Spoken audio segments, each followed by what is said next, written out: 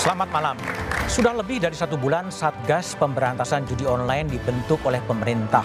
Sejumlah langkah pencegahan dan penindakan telah dilakukan, tetapi judi online masih marak dan kian mengkhawatirkan. PPATK mengungkap lebih dari 190.000 anak terpapar judi daring. Ketika anak-anak kecanduan judi online, ada nasib masa depan tunas bangsa yang dipertaruhkan. Apakah ada salah dalam mengatasi persoalan judi online? Mengapa sepertinya sulit untuk diungkap dan diberantas? Benarkah ada kekuatan besar yang sengaja menutupi dan mengambil keuntungan dari bisnis haram ini? Inilah Satu Meja The Forum menagih janji pemberantasan judi online. Untuk hal ini, saya menyatakan di depan Presiden, Panglima TNI dan Kapolri, sebetulnya sangat mudah untuk menangkap siapa aktor di balik bisnis judi online di Kamboja dan siapa aktor di balik scamming online.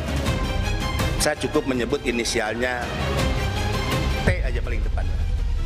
Yang kedua saya nggak perlu sebut, dan ini saya sebut di depan Presiden.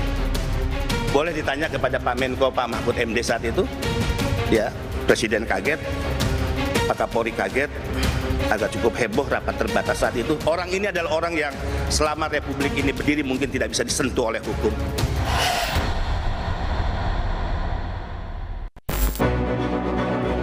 Inisial T belakangan ramai dibicarakan adalah Kepala Badan Perlindungan Pekerja Migran atau BP2MI Beni Ramdhani yang mengungkapkan sosok T ini berada di balik bisnis judi online. Belakangan, Beni meralat pernyataannya dan mengatakan inisial tersebut untuk kasus tindak pidana perdagangan orang. Tapi sesungguhnya saat saya menyampaikan dalam rapat internal di Istana, karena temanya adalah tema tentang TPPO, ya, itu kan tidak hanya inisial T yang saya sampaikan. T itu siapa? Ya. Apakah dia benar pengendali atau tidak? Ya, saya sudah tuangkan dalam berita acara yang tadi saya tatangani dalam pemberian klarifikasi ke teman-teman penyidik. Judi online menjadi momok bagi bangsa ini. Pasalnya, tidak hanya orang dewasa, anak-anak juga terpapar permainan haram ini. Pusat Pelaporan dan Analisis Transaksi Keuangan PPATK menyebut hampir 200.000 anak-anak terpapar judi online. Dan secara keseluruhan dari usia kurang dari 11 tahun sampai 19 tahun ada 197.054 peserta atau anak gitu ya. Total depositnya 293,4 miliar rupiah. Hasil investigasi harian Kompas, judi daring ini terindikasi melibatkan warga negara Indonesia, baik sebagai pekerja maupun pemodal. Situs-situs judi daring berbahasa Indonesia tersebut terlacak berada di Kamboja. Kementerian Komunikasi dan Informatika mengatakan telah memblokir 2,6 juta situs judi online sepanjang tahun 2023. Kondisi darurat judi daring membuat Presiden Jokowi membentuk Satgas Pemberantasan Judi Online. Di sisi lain, pemerintah juga terus secara serius memberantas dan memerangi perjudian online, dan sampai saat ini sudah lebih dari 2,1 juta situs judi online sudah ditutup. Dan Satgas Judi Online juga sebentar lagi akan selesai dibentuk, yang harapan kita dapat mempercepat pemberantasan judi online. Sayangnya sampai saat ini judi online masih menghantui. Untuk itu keseriusan dan ketegasan juga keberanian pemerintah sangat dinanti. Bukan hanya pengguna, tokoh utama di balik judi daring juga harus diselidiki dan diberi sanksi. Selain itu, aliran dana dari permainan ini juga harus ditelusuri guna menelisik siapa saja yang bermain dan diuntungkan dari permainan ini.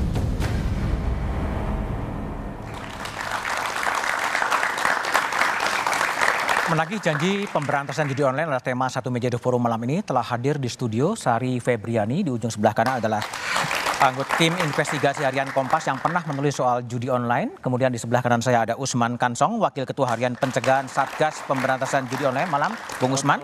Di sebelah kiri saya ada Mas Danang Trihartono, Direktur Analisis dan Pemeriksaan 2 PPATK. Malam, Mas Danang. Ada Mbak Ai Mariati Solihah, Ketua KPAI. Malam, Mbak Ai.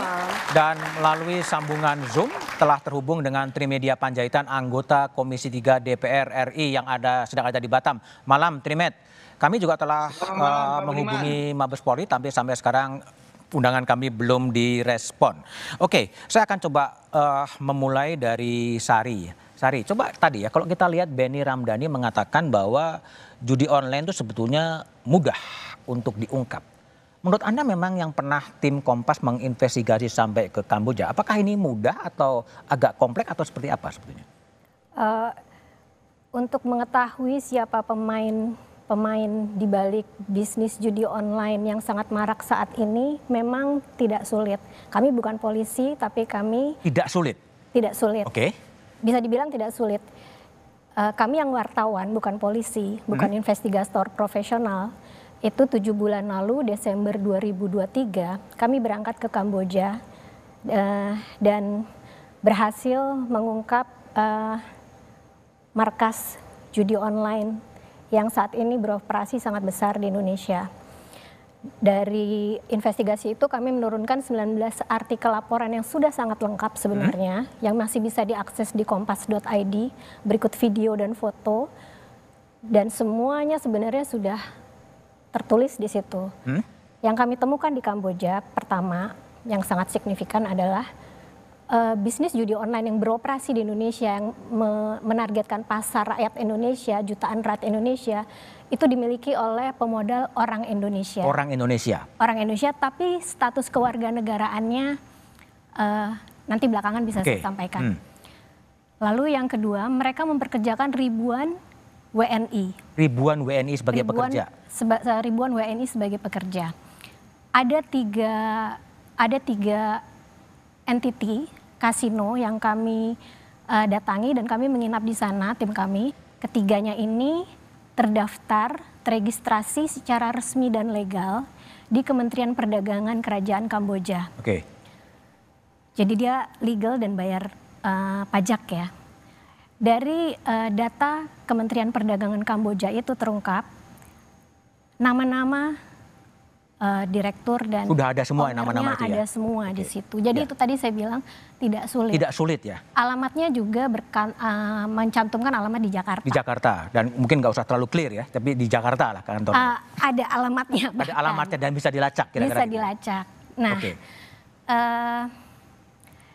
kompleksnya adalah, yaitu tadi mereka legal di sana, mereka mempekerjakan ribuan warga negara Indonesia di Sihanoukville ya. Jadi Sihanoukville ini sebuah kota pesisir di Kamboja, biasa disebut Kampong Som atau KPS. Di situ sudah seperti Indonesia mini. Jadi bisnis ikutan yang tumbuh di sana selain judi adalah restoran, kos-kosan, apartemen, penyewaan, bar, dan sebagainya. Suasananya sudah seperti kita menemukan kampung Indonesia. Kampung Indonesia di Kamboja. Oke, Sari, thank you. Bang Usman, tadi kalau Benny mengatakan itu sebetulnya tidak sulit nih. Mudah lah, tadi Sari juga mengatakan ya itu mudah. Kalau temuan dari Satgas sampai apakah kalau memang itu mudah, apa kendalanya sebetulnya?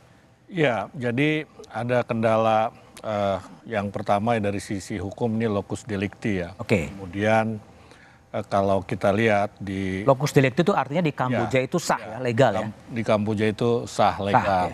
Ya, ini jadi satu problem tersendiri. Ya, tetapi kita bukan berarti diam saja, ya karena itu kita melibatkan Polri yang nanti bisa bekerja sama dengan Interpol barangkali begitu, dan kita juga melibatkan Kemlu, ya melibatkan Kemlu untuk bicara dengan mereka, ya negara-negara tersebut, ya untuk menginformasikan bahwa di Indonesia ini ilegal judi itu. Nah, kami juga melakukan hal lain ya, misalnya menutup akses internet dari Kamboja. Ya, menutup akses internet dari Kamboja sehingga konten-konten judi online dari Kamboja itu sudah tidak bisa lagi. Sekarang udah nggak bisa? Ya, dan juga dari Davao, Filipina. Kalau dari Filipina memang dari satu tempat yang kita sebut Davao. Saya tidak tahu kalau ada perusahaan-perusahaan judi online lain di luar Filipina yang memang belum kita tutup begitu. Nah, jadi kita melakukan ya tidak diam ya hal-hal yang bisa kita lakukan ya sedapat mungkin untuk memberantas judi online ini. Oke, baik. Kalau dari PPATK, Mas Danang yang ini kan Direktur Analisis Pemeriksaan 2 itu salah satu menangani soal judi online ya Mas Danang ya. Kalau dari temuan-temuan PPATK sebenarnya kalau tadi Mas Benny Ramdhani dan Sari mengatakan itu ya nggak susah sih sebetulnya. Kalau kendala dari PPATK sebenarnya di mana sih untuk menemukan aliran uang atau siapa sebetulnya yang menjadi penampung itu? Ya, jadi kalau dari perspektif PPATK selaku FIU kita prinsipnya adalah follow the money. Follow the money. Follow the money, jadi kita lihat aliran uang dari level deposit, lalu dipindahkan ke level istilahnya pengepul, lalu nanti ke leader, lalu ke bandar kecil, dan nanti akhirnya lari ke berbagai negara, berbagai macam negara gitu ya. Nah, memang untuk mencapai ke situ, itu tidak straight atau garis lurus ini transaksi judi online semua. Ada yang dicuci melalui perusahaan valuta asing, ada yang dicuci melalui exchangers, aset kripto, ada juga yang dicuci melalui penarikan tunai. Penarikan tunai lalu disetorkan selang beberapa hari disetorkan ke rekening yang lain dan sebagainya. Ini mempersulit atau membuat komplikasi dari segi nanti tentu di pihak kepolisian juga akan mengalami hal yang sama gitu ya. Kepembuktiannya. Pembuktian bahwa dalam KUHP bahwa memang harus ada 2 alat bukti gitu ya. Dan transaksi ini bukan alat bukti, cuma indikatif. Tunjuk ya. Itu mengarah ya kepada sosok-sosok tertentu dari berbagai transaksi perbankan yang dipantau PPATK? Di level-level bawah ini masih perorangan. Begitu kita menginjak ke layer ke 5, 6, 7 itu udah perusahaan cangkang. Perusahaan cangkang. Jadi di Indonesia perusahaan cangkang, lari ke luar negeri juga ke perusahaan cangkang. Nah ini kan harus dicek siapa sebenarnya beneficial owner dari atau ultimate beneficial owner dari perusahaan-perusahaan tersebut. Nah ini perlu kerjasama dengan negara lain tentu saja untuk mengungkap hal tersebut. Oke, dan perusahaan cangkang juga belum ketahuan beneficial ownernya ya? Ya kalau di Indonesia kita bisa melihat. Dalam arti siapa yang didaftarkan. Oke. Cuma kan yang didaftarkan ini belum tentu dia yang menikmati kan. Bisa jadi dia cuma orang yang di hire untuk duduk di situ. Tapi kan gini, Mas Danang, jadi kan kalau begitu lambat kemudian temuan dari PPATK kan kemudian 197.000 ya, yang kemudian anak-anak ini terlibat dalam judul. Ya, terlibat di sini dalam arti bermain ya. Oke. Ya. Bermain di sini kita kalau lihat dari 197 itu secara persentase memang sebenarnya yang paling besar itu di usia 17 sampai 19 tahun. Jadi bukan anak-anak yang kecil banget gitu ya. Artinya memang sebenarnya dia udah masuk kelas ya SMA, kuliah. Itu yang banyak 97% di situ. Pemain di anak-anak gitu. Pemain di anak-anak. Ya. Mbak Ai, Ketua KPAI. Ini gimana sampai kemudian anak-anak pun karena lambat anak proses apa kemudian terjerumus dalam permainan judi online. Temuan KPAI? Ya, beberapa yang masuk di KPAI diantaranya anak-anak ini nggak langsung kita identifikasi sebagai pemain judi online. Diantaranya ada yang dia sudah kecanduan, baru lapor ke kami. Itu yang kami ketahui. Oh, anak-anak ngadu ke KPAI? Ya, orang tuanya kecanduan. Yang kedua, dia melakukan tindakan sudah melawan hukum, mencuri misalnya, hilang uangnya di dompet orang tua. Berikutnya yang sudah depresi, ada kecemasan, dia melakukan tindakan-tindakan yang bahkan mengancam dirinya. Nah ini yang seringkali di KPAI itu langkah-langkah rehabilitasi pendekatannya. Tetapi yang kita temukan dalam postur data di PPATK ini sangat membantu kami untuk menemukan ada lapis generasi kita yang sangat kritis ini 11 sampai 19 tahun yang tadi disampaikan sampai 197.000 ini yang pendekatannya itu harus kuratif. Kita harus menyentuh pada lapisan anak-anak pelajar, ya, kemudian anak-anak yang mungkin baru masuk kuliah dan lain sebagainya. Tentu kita harus mau menunggu sampai berapa ribu lagi ini yang menjadi korban. Kami menunggu sekali bahwa ini by name by address KPAI akan melakukan langkah-langkah kuratif bahwa mereka harus disembuhkan dari realitas yang mengancam pertahanan bangsa ini. Oke, baik. Saya ke Trimedia Panjaitan, anggota Komisi 3 DPR. Trimed, ini gimana DPR mengawasi soal judi online yang sekarang sudah mengorbankan hampir 190.000 anak-anak Indonesia bermain judol. Trimed, gimana responnya? Pertama pertanyaannya Pak Budiman, ini negara ini mau serius nggak mau memberantas judi online. Oke. Karena sesungguhnya menurut saya ini rame kan persis 1 tahun sejak peristiwa Sambo Juli 2023 kemarin. Sekarang Juli lagi waktu rapat dengan Komisi 3 PPATK menyampaikan berita itu. Jadi persis hitungan saya 1 tahun.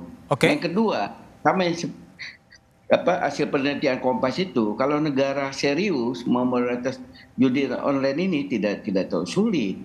Walaupun mungkin ada kendala hukum ya, karena semuanya memakai hukum internasional, hukum Vietnam, Kamboja, bukan hanya Kamboja tapi Vietnam juga banyak. Nah, cuma problemnya karena sudah melihat ke tulang sumsum negara ini, dulu mungkin kita pernah membaca beberapa tahun yang lalu laporan dari majalah Tempo, bahkan sudah sampai istana, di lingkungan TNI, Polri, di kalangan partai politik juga. Judi ini udah terlalu dalam ininya. Nah, negara serius nggak? Jangan sampai bagi saya, bicara soal judi online ini soal pengalian isu. Pengalian isu? Ya, apa yang dialihkan? Isu. Ya, di tengah kita bicara pergantian kepemimpinan nasional, bicara soal IKN, kan kita mendadak Juli kemarin datang nih soal judi online. Kalau kita mau serius, kenapa pada saat peristiwa Sambo dulu nggak dituntaskan? 1 tahun yang lalu soal judi ini. Kan itu sudah tergambar itu semuanya. Oke. Pak Budiman juga pernah membuat soal kasus Sambo itu sampai ke jaringan judi itu. Dulu juga Pak Budiman kan mengundang saya bicara soal ini. 1 tahun. Nah, 1 tahun lagi muncul lagi soal ini. Oke. Tapi gini, apakah betul ini pengalian isu? Apakah betul ini memang susah? Tapi faktanya adalah anak-anak telah menjadi korban dan selanjutnya Satgas akan ngapain? Kita bahas setelah jeda berikut ini.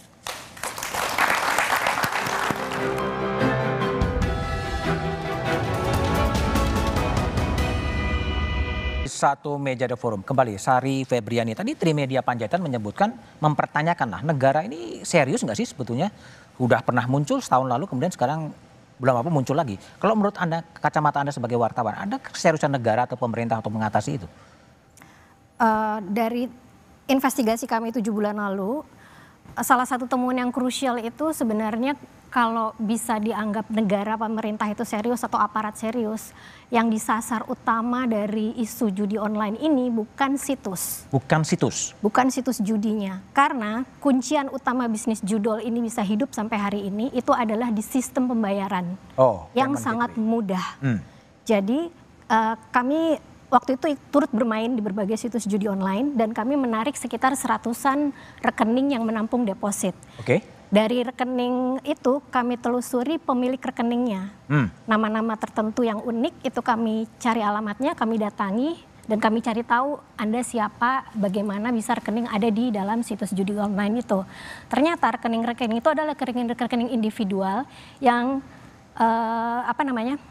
hasil jual beli di pasar gelap tapi terang. Jual beli rekening ya? Jual beli rekening. Di pasar gelap tapi terang. Terang artinya kita bisa membeli melalui medsos, di Facebook, di segala macam, kita juga membeli waktu itu. Nah, kalau rekening-rekening ini, rekening-rekening bank, jadi seluruh bank di Indonesia yang besar-besar ini ada semua di situs judi online, termasuk juga dompet digital. Jadi sistem pembayarannya ini menjadi faktor enabler judi online ini nggak mati-mati. Jadi mau berjuta-juta situs judi yang diblokir, disasar itu mungkin hanya makan kontribusi signifikan terhadap pemberantasan itu di bawah 30%. Oke, baik Sari. Mas Danang, tadi Sari mengatakan bahwa mungkin ada salah langkah. Satu diblokir tapi justru jual beli bank account itu yang kemudian dipakai dan akan tetap hidup. Ya. Memang faktanya berdasarkan data kami di level pengepul itu deposit. Nah ini memang rekening-rekeningnya berasal dari aktivitas jual beli rekening. Jual beli rekening. Namun permasalahannya seperti yang diungkap kemarin di Ciamis. Itu kan dari jual beli rekening. Lalu di Jakarta Barat oleh kepolisian juga ada aktivitas jual beli rekening. Nah, jual beli rekening ini bukan hanya untuk judi online. Kami temukan juga terkait dengan tindak pidana narkotika. Itu banyak yang memakai hal itu. Lalu permasalahannya bagaimana gitu kan Pak ya. Nah, permasalahannya adalah apakah ilegal bila masyarakat nih menjual rekeningnya. Apabila mereka ditawarkan, kamu tolong ini datang ke perbankan ke customer service itu real. Artinya orang itu benar-benar datang, benar-benar membawa identitas yang sama dengan orang yang sama, maka di-approve. Tapi semua fasilitas diserahkan pada orang lain. Dia jual entah 1 juta, 2 juta dan sebagainya. Nah, sekarang aktivitas itu hanya bukan di rekening saja. Sekarang ada jual beli dompet digital. Dompet digital? Iya, itu juga sudah ada. Nah, begitu nanti ini katakanlah diblokir segala macam, mereka ganti lagi dengan rekening yang baru, dengan dompet digital yang baru, sehingga cepat sekali perputarannya itu satu. Yang kedua adalah sekarang juga ada deposit melalui pulsa. Deposit pulsa, modusnya banyak ya? Banyak sekarang. Kreatif ya jadi ya? Kreatif, jadi mereka deposit pulsa. Kalau pulsa ya kami nggak bisa mengetahui ini pulsa ini dari nomor berapa ditransfer ke nomor berapa, itu kami kan tidak sampai ke situ. Gitu. Oke, baik. Bung Usman, jadi kan kalau tadi dari Sari minimal adalah situs diblokir, tetapi jual beli rekening yang dipakai oleh orang yang bermain itu juga kemudian terjadi. Langkah apa yang dikerjakan oleh Satgas sebenarnya untuk mencegah itu? Iya, yang pertama tentu kita melakukan pemblokiran ya. Situs? Rekening. Oh, rekening juga? Rekening ya, ada sekarang sudah sekitar 6 ribuan. Kemudian juga kita memblokir ratusan ya, datanya tuh 500 sampai 600 rekening e-wallet. E-wallet, dompet. Nah, kemudian kita juga di dalam tim melibatkan OJK dan juga Bank Indonesia. Ya, kemudian jual beli rekening juga tadi disampaikan oleh Mas Danang, paling tidak yang kita baca lewat berita itu ada 2 kasus di Ciamis dan Jakarta Barat. Jakarta Barat ini baru-baru ini.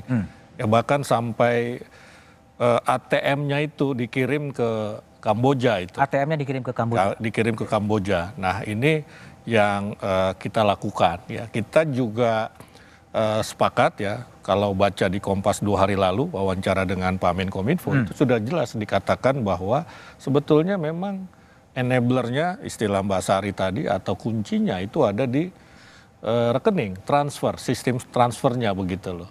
Ya. Tentu situs juga berpengaruh. Nah, ini kan kita ini di Satgas kan ada 2 bagian ya, ada tim penindakan dan pencegahan.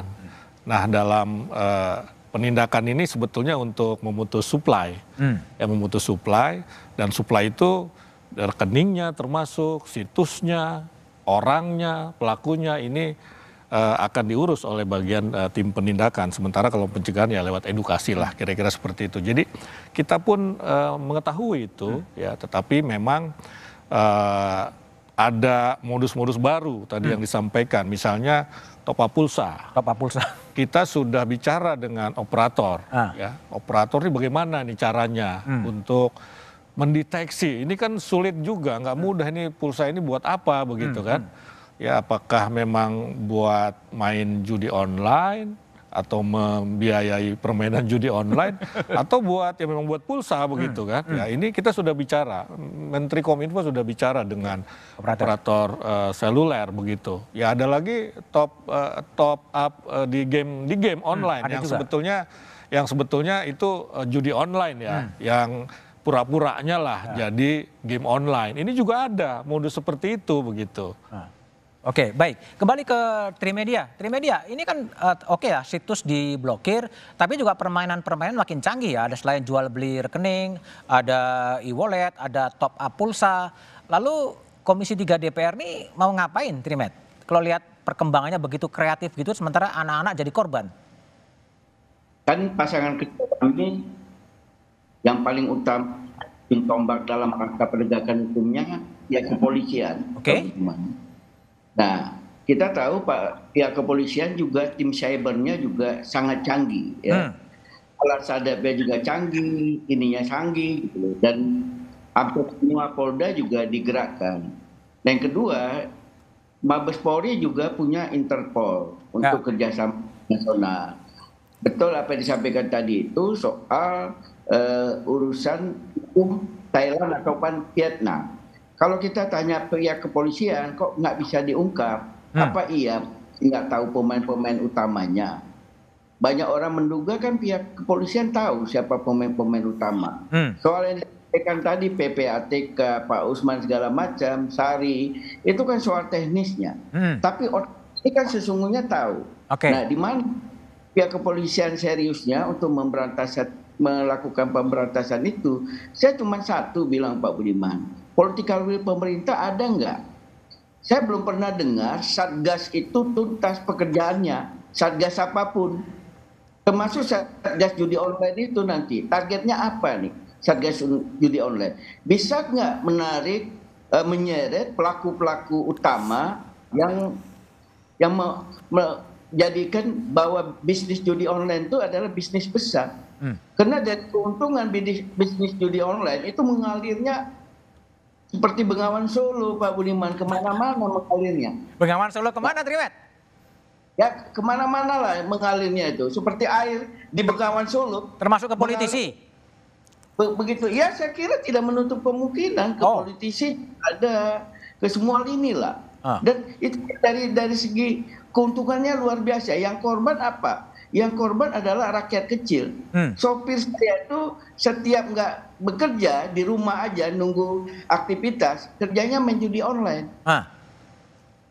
Itu loh yang harus diinginkan. Di kampung saya di Kabupaten Toba itu jam 4 udah selesai dari ladang, dari sawah, mereka kumpul di lapo begitu, mainnya apa? Judi online. Nah, sebenarnya kan polisi juga tahu tuh kantong-kantong di mana orang main judi online, kerumunan orang, ya itu dilakukan.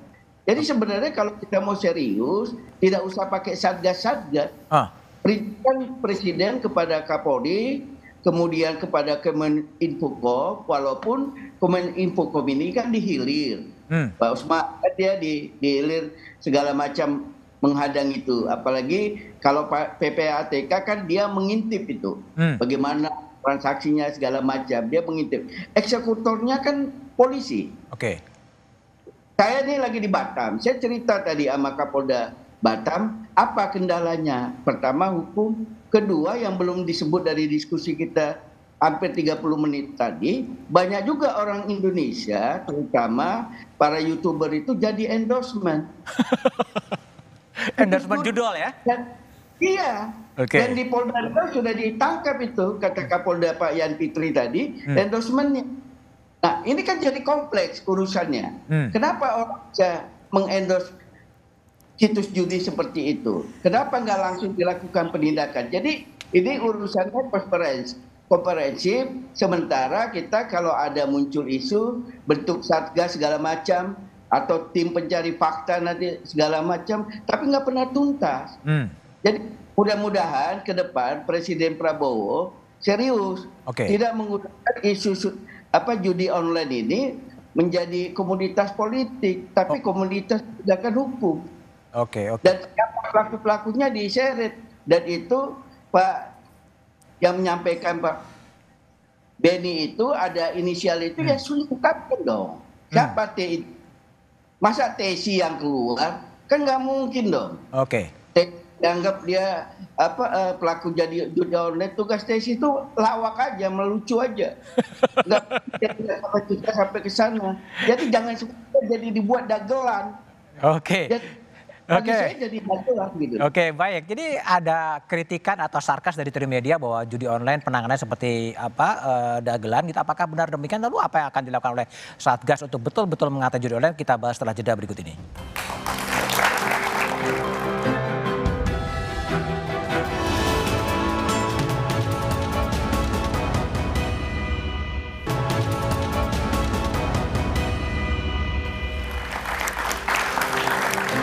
Masih bersama saya Budiman Tanurjo di Satu Meja di Forum. Mbak Ai Mariati, jadi tadi 190.000 anak-anak udah jadi terpapar dengan judi online dan di antara serius dan nggak serius. Kalau dari KPAI melihat apakah pemerintah ini memang harus segera mengambil langkah darurat mengatasi ini atau harapan Anda seperti apa? Ya ini yang sangat disesalkan kan. Anak-anak yang mungkin awalnya bermain game tapi kemudian ada ekosistem masuk ke ranah judi online. Kemudian manipulasi data anak yang kami lakukan profiling dari data yang dari PPATK diantaranya itu adalah rekeningnya, rekening anak betul, kemudian ada juga rekening orang tua yang punya QQ, itu kan anaknya ya, tapi kemudian itu yang terlihat transaksi. Kemudian betul melalui top up, karena tadi dia bermain game misalnya. Kemudian betul ada sedemikian banyak dana-dana digital yang itu memudahkan karena sangat mudah mau register, ada juga yang non-register untuk memiliki itu. Dan tentu sangat familiar dengan anak-anak. Kita mau beli makanan aja kan menggunakan hal-hal seperti itu. Jadi ini yang kami sesalkan dan betul menunggu keseriusan pemerintah untuk, karena kalau dari data PPATK saya kira kelihatan gitu. Nanti ketemunya di titik-titik yang itu mungkin pada level bandar dan lain sebagainya. Oh, ketemu titik di level bandar? Iya, tentu saja kan kalau di level anak-anak ya di pintu masuknya ini dunia mereka yang seharusnya tidak terintimidasi dengan situasi yang sangat mengerikan ya. Bagaimana ini dampak secara psikososial anak-anak kita? Kan sebenarnya kami bergerak di ranah itu. Sehingga kepentingan kami untuk kenali anak-anak yang tadi disebutkan melalui pendekatannya baik itu wilayah misalnya ya, sekolah mana, anak-anak ini di mana, posisi mereka. Tentu ingin memberikan dukungan psikososial pada mereka. Mereka harus terbebas dan mereka harus kembali hidup secara wajar. Oke, baik Mas Danang. Kalau tadi strategi follow the money, artinya menelisik aliran uang, seberapa susah sebetulnya PPATK menelisik sampai ke atas dari semua transaksi itu? Ya, sebenarnya masalah susah atau tidak susah itu tergantung kecanggihan instrumen yang digunakan dari para pelaku gitu ya. Dan memang kecanggihannya di sini yang pertama adalah dia mekanisme untuk memindahkan dana ke layer berikutnya. Untuk yang level yang sudah atas itu tarik tunai, habis itu tarik tunai, habis itu disetorkan ke rekening yang lain dalam jangka waktu yang berbeda gitu kan ya. Ada juga melalui aset kripto, melalui exchanger, ini kan cepat sekali. Dan begitu dia berpindah ke exchanger luar negeri, ini agak kesulitan nih kami, karena memang bukan kewenangan PPATK untuk dapat langsung meminta data saat itu juga gitu kan ya. Itu perlu waktu untuk komunikasi dengan exchanger di luar negeri. Katakanlah Binance lah. Banyak sekali yang lari ke Binance gitu kan ya. Nah, kami perlu waktu untuk mengecek ini siapa nih pemilik akun di Binance. Bisa dikatakan bahwa memang orang-orang yang memindahkan akun lebih canggih daripada kapabilitasnya PPATK? Sebenarnya bukan masalah canggih atau nggak canggih gitu kan ya. Ini masalah jurisdiksi gitu. Jurisdiksi? Nah, begitu ke Binance ini kita bukan di jurisdiksi Indonesia. Nggak bisa masuk? Dia bukan pelapor ke PPATK gitu kan. Jadi untuk meminta kami harus berkirim surat ke Binance tersebut. Kalau dikasih? Ya dengan dasar yang kuat tentu kami harus dikasih. Sudah pernah? Pernah. Dan dikasih? Dikasih, tapi untuk pidana yang lain ya. Oh, oke. Tapi artinya PPATK tidak kalah canggih ya. Oke, kembali ke Bung Usman. Kalau Anda lihat banyak kritik bahwa ini susah, lambat atau apapun. Apakah memang ada kira-kira temuan dari Satgas, memang ada sosok-sosok besar yang kemudian membackup ini sehingga mungkin nggak segera terungkap atau teratasi sebetulnya? Iya, memang di dalam tim Satgas ya kita belum membicarakan hal tersebut ya, walaupun dalam satu kesempatan Pak Menkominfo itu kan sempat menyebut jumlah orang yang kabarnya mengendalikan judi online itu ya, itu sudah disebut-sebut ya, bahkan saya baca juga di satu berita juga aparat kepolisian juga sudah menyebut jumlah ya, berapa banyak maksud saya yang mengendalikan judi online di Indonesia itu begitu. Jadi dari sisi simbolik itu sudah tersebutkan ya, cuma spesifik ya, termasuk Pak Beni Ramdhani walaupun konteksnya sebetulnya TPPO ya, tetapi ini akan ya sekali tepuk dua nyamuk sebetulnya bisa kalau kita bisa menelusuri sosok tersebut begitu ya. Artinya sudah disebut secara simbolik ya, tinggal nanti bagaimana bagian penindakan ini menelusuri itu ya, seperti bagaimana polisi meminta keterangan dari Pak Beni tentang sosok yang berinisial T itu begitu. Oke. Kalau Sari dari hasil investigasi di tim Kompas, selain penutupan blokir situs dan juga rekening, apalagi yang sebaiknya dan seharusnya dikerjakan oleh pemerintah sebetulnya? Mungkin perlu ada upaya diplomasi ke negara tetangga ya. Karena dari informasi terakhir yang kami ketahui, sosok-sosok yang diduga pemain besar sebagai pebisnis judi yang beroperasi di Indonesia tapi dikendalikan dari Kamboja ini, itu sudah mendapatkan kewarganegaraan Kamboja beberapa tahun yang lalu. Sehingga ini akan menjadi suatu kendala yang cukup kompleks kalau ingin ada penegakan hukum. Anyway, dia sudah warga negara Kamboja dan itu bisa dilihat di data kependudukan pemerintah kerajaan Kamboja. Dokumennya bisa kita akses dengan mudah. Oke, baik. Kembali ke Trimedia Panjaitan. Trimet, jadi kalau ini kemudian agak susah ya di mata publik minimal, apakah juga Anda melihat gitu ada sosok-sosok yang kemudian menjadi backup sehingga ya ini ya dibuka gitu kan kemudian hilang dengan waktu gitu, gimana Trimedia? Pertama saya setuju yang disampaikan Mbak Sari tadi, upaya diplomasi. Saya kira fokus kita bukan hanya Kamboja, Vietnam juga salah satu sarang situs-situs judi dioperasikan. Nah, kedua, mampu nggak Indonesia, pemerintah Indonesia melakukan diplomasi sama seperti dengan Singapura kan susah untuk membatasi orang Indonesia menyimpan duitnya di Singapura, membawa duitnya di sana kan susah itu dilakukan. Itu pekerjaan paling sulit karena kalau kita bicara hukum, kita sudah bicara sama polisi, ya nggak bisa bang, karena mereka berlaku hukum Kamboja dilegalkan judi. Nah yang kedua, supaya pemerintah benar-benar serius, saya kira Polri perlu duduk, Kominfo di bawah koordinasi Menko Polhukam, kemudian BIN bekerjalah sesuai dengan kewenangan. Mungkin tadi bicara soal lalu lintas keuangan, Menteri Keuangan bicara duduk bagaimana mengatasinya.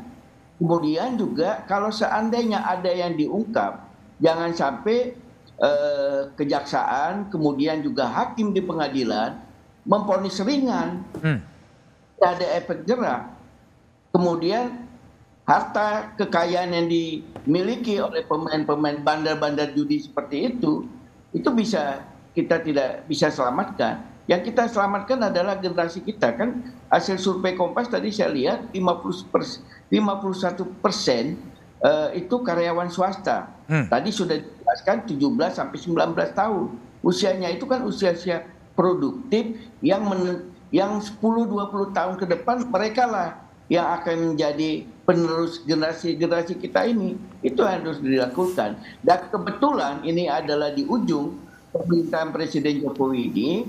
Mudah-mudahan ke depan Presiden Prabowo punya agenda yang jelas dalam hal ini dan tidak mau melindungi siapapun itu, bandar atau tokoh yang memang terlibat di dalam. Kalau seperti apa yang disampaikan oleh Mbak Sari, bahwa dia sudah warga negara asing, ya dilakukan upaya-upaya diplomatik supaya paling tidak dia tidak melakukan usaha itu lagi.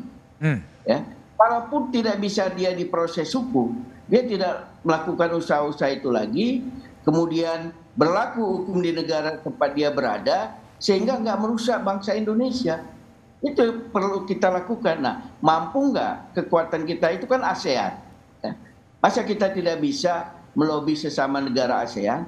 Bagaimana kita mau melobi Amerika kalau ASEAN aja nggak bisa kita lobi? Nah, itu yang harus menjadi tugas dari pemerintahan ke depan. Dan saya nggak tahu Satgas yang ada sekarang ini tugasnya apakah sampai 20 Oktober atau terus. Pemerintah yang baru ini itu yang kita harapkan. Dan paling penting juga Pak Budiman, supaya ulama-ulama, tokoh-tokoh masyarakat juga berperan.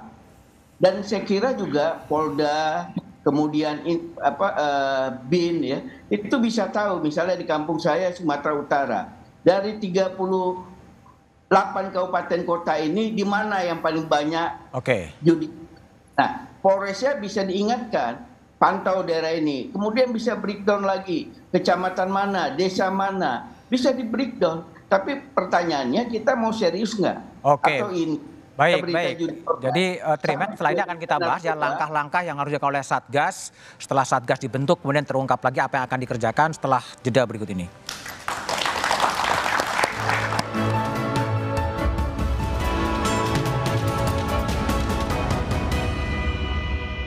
harapan dari KPAI agar anak-anak kita tidak menjadi korban dari judi online itu? Ya, menjemput Indonesia Emas 2045. Ini jelas ada tahap-tahap yang harus kita lalui. Anak-anak harus kembali menikmati hak-haknya dan dia harus memiliki strategi kebudayaan yang kita pancangkan sejak awal.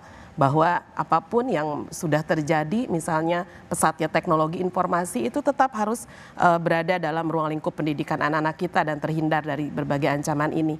Berikutnya tentu angka-angka yang sudah kita dapatkan ini harus kita jangkau. Saya menghimbau bahwa Satgas Judi Online juga harus memiliki target pada bagaimana pelaksanaan misalnya anak-anak ini harus kembali pulih. Itu juga dan tentu saja para penegak hukum. Kami meyakini kalau ini sudah menjadi efek jerah di masyarakat, ini tidak akan lagi terjadi pada lapis generasi kita. Oke, baik Mas Danang. Anda optimis nggak sih orang yang menganalisis data-data ini bahwa pada satu saat kemudian ini bisa sungguh-sungguh bisa diatasi? Berdasarkan data kami di tahun 2023 itu pemain judi online itu sebanyak 3,7 juta orang. 3,7 juta? Dengan total deposit sekitar 34 triliun. 34 triliun? Nah, artinya apa? Semasif itulah kondisi permainan judi online saat ini. Sehingga perlu di level sampai desa itu memberikan pengertian kepada masyarakat semua bahwa tidak ada untungnya bermain judi online. Adanya cuma kerugian sosial, kerugian ekonomi dan sebagainya. Lalu yang kedua tentu saja di level pemberantasannya kami juga yakin dan bekerjasama dengan kepolisian akan terus berusaha untuk mengungkap jaringan-jaringan yang ada. Karena saya yakin bukan hanya satu jaringan, tapi beberapa jaringan terkait dengan judi online tersebut. Dan di level terkait dengan transaksi keuangannya atau mekanisme sistem keuangannya, tentu jual beli rekening. Ini harus diedukasi juga kepada masyarakat, jangan jual beli rekening. Karena itu dapat digunakan oleh para pelaku tindak pidana. Rekening ataupun dompet digital lah, jangan sampai dibuka lalu dijual. Multi garapan sebenarnya ya, multi perihal dikerjakan. Ya ini karena ini menurut saya udah sistemik gitu ya. Jadi semua komponen pemerintah, masyarakat juga harus bergerak bersama-sama supaya supply-nya ini demand-nya dari masyarakat ini jangan sampai harus bisa diatasi. Oke, baik. Sari sebelum ke Usman terakhir. Sari, jadi apa harapan atau appeal ada kepada pemerintah untuk mengatasi agar judul ini bisa diatasi atau dikurangin lah minimal? Itu sudah kami sampaikan sebenarnya 7 bulan lalu kepada OJK. Yang paling strategis sebenarnya pemberantasan judi online ini adalah bagaimana pemerintah OJK bisa mengajak perbankan yang selama ini menjadi faktor enabler tetap sustainnya judi online ini untuk bisa menegakkan prinsip KYC, Know Your Customer, yang menjadi praktik baik perbankan di Indonesia. Sehingga sistem pembayaran judi online ini dilumpuhkan, diamputasi habis. Kami melihat ketika pemerintah hanya mengatasi judi online ini dengan pendekatan seperti pemberantasan narkoba yang hanya menangkapi pejudi, memprofiling pejudi, di KPK ada berapa, di DPR ada berapa, wartawan ada berapa, itu hanya profiling, hanya menimbulkan kegaduhan, hanya menimbulkan sensasi tapi tidak efektif, apalagi hanya menangkapi artis-artis yang menjadi endorser. Itu hanya strategi yang dekoratif, hanya seolah-olah kelihatannya bekerja di etalase. Padahal yang paling strategis adalah menyasar ke sistem pembayaran. Dan kalau bisa lebih bagus lagi adalah bagaimana melumpuhkan pemain besarnya yang di Kamboja itu. Itu lebih susah ya? Ini problematik secara hukum tapi sangat tidak, bukan sesuatu mission impossible. Bukan sesuatu yang mission impossible. Oke, Usman Kansong, kalau Satgas ini sebetulnya durasinya kapan dan targetnya apa sebetulnya? Iya, jadi Satgas ini berdasarkan kepresnya itu bekerja sampai Desember. Sampai Desember ya, 2024, 6 bulan. Dan nanti 3 bulan akan kita evaluasi. Tentu evaluasi ini juga terkait dengan banyak masukan ya tadi. Karena masukannya beda-beda. Tadi Mbak Sari mengatakan dan Menkominfo juga mengatakan ini enablernya itu soal sistem pembayaran ya. Kemudian juga ahli teknologi mengatakan blokir. Semua kita lakukan. Yang lain mengatakan tangkap. Kita tangkap juga begitu. Pemain bawah. Semua juga kita lakukan. Tadi diplomasi kita lakukan. Karena itu di tim ada juga dari Kemlu. Sebetulnya semuanya kita coba lakukan dari berbagai sisi begitu. Dan inilah justru menunjukkan keseriusan pemerintah dengan pembentukan Satgas. Kenapa? Tadi Bang Trimedia juga mengatakan ini kan kompleks. Ya ada tempat atau negara yang melegalkan. Ini kan perlu semua stakeholder bekerja bersama-sama dalam satu orkestrasi Satgas pemberantasan judi online. Nah, target tentu kalau kita ya dari Kemenkominfo ini sudah kita melihat ini ada penurunan sekitar 50% ya dalam konteks situs ataupun konten judi online. Nah, ini pasti akan membantu penurunan juga transaksi begitu ya, karena sumbernya sudah kita blokir begitu. Nah, tentu ke depan kita berharap dalam waktu 3 bulan bisa 80% bisa kita kurangi begitu ya. Dan kita juga harus melihat bahwa kalau kita tidak melakukan apa-apa, mungkin peningkatannya luar biasa. Ya, dahsyatnya luar biasa. Data PPATK ini kan di kuartal pertama ini 100-an triliun. Ya, kalau kita lihat tahun sebelumnya 327 triliun. Kalau kita kali 4, ini kan berarti 400 triliun. Mungkin kalau kita tidak melakukan, mungkin lebih dari itu, begitu loh. Ya, tetapi tentu itu bukan excuse, ya kita mencoba paling tidak mengurangi secara signifikan judi online. Mengurangi dan pada satu saat pasti akan bisa terkurangi sangat ya. Ya. Oke, baik Usman, Sari, Mas Danang dan Bu Ai dan Trimedia Panjaitan telah bergabung di satu meja The Forum. Judi adalah penyakit masyarakat. Ia seakan menawarkan harapan, padahal memberikan kesesatan.